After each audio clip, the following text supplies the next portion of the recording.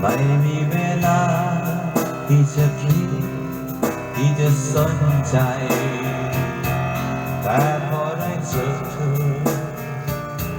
ก็รู้ชีวิตมันผิดเพี้ยนไป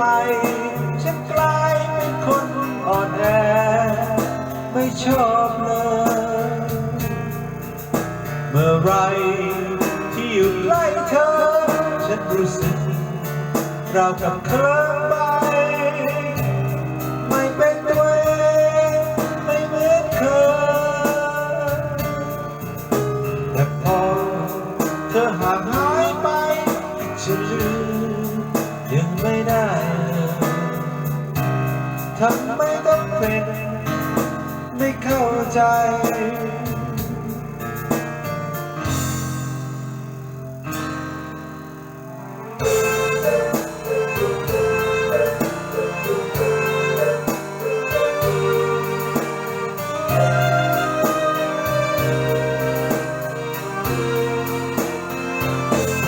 มีตัวฉันเองเปลี่ยนไปถึงเพียงนี้บทความเข้มแข็งและเหตุผลไปยังง่ายได้อาจเป็นเพราะเธอนั้นที่เดินมาหาเข้ามาค้นใจ